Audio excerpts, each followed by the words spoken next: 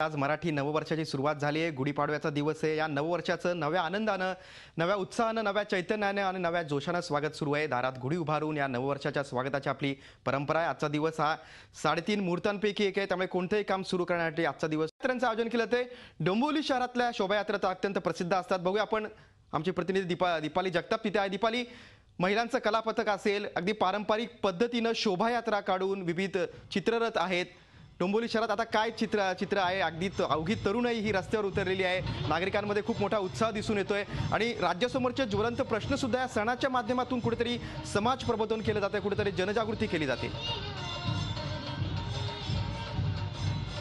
नक्कीच गिरीश, आपण अगदी पहाटेपासून जेव्हापासून ही यात्रा सुरू झाली आहे तेव्हापासून आपल्या प्रेक्षकांना ही दृश्य दाखवतोय की अनेक वर्षांपासून, गेल्या 17 वर्षांपासून डोंबिवलीमध्ये अशा पद्धतीने शोभायात्रा जी आहे ती निघत असते आणि विविध सामाजिक विषयांचा संदेश देणारी ही यात्रा असते।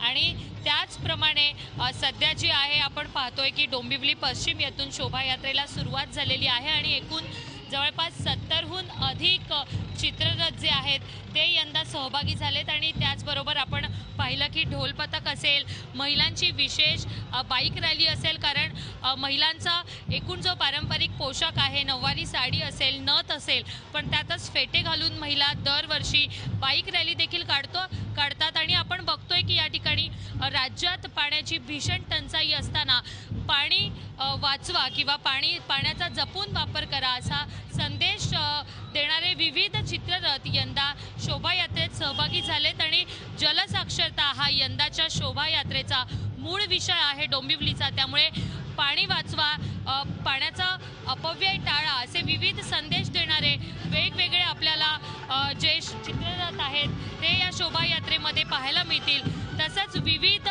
ढोल पथक जे आहेत ते पारंपरिक ढोल पथक आपल्या पूर्ण टीमला घेऊन, आपण म्हणतो की तरुणाई जी आहे ती देखील यात सहभागी होते। महिला असतील, पुन्हा तरुण मुलं असतील, नऊवारी साडीमध्ये देखील आज तरुण मुली जी आहेत त्या मोठ्या उत्साहात आणि मोठ्या उत्साहाने ढोल जे आहे ते वाजवत असतात। आणि हेच डोंबिवलीचं खरी ओळख आहे, वेगळेपण आहे की या सगळ्यातून डोंबिवलीमध्ये एक सांस्कृतिक दर्शन जे आहे, परंपरा जी आहे ती दरवर्षी शोभायात्रेच्या माध्यमातून जपली जाते।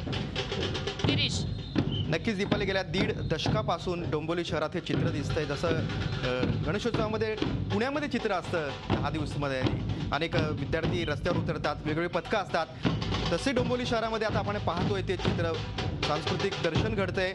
मुख्य म्हणजे तरुणींचा, विद्यार्थिनींचा, महिलांचा लक्षणीय सहभाग आहे। मागाशी आपण महिलांची बाईक रॅली पाहिली होती, महिलांचं डोल पथक होतं, झांज पथक होतं।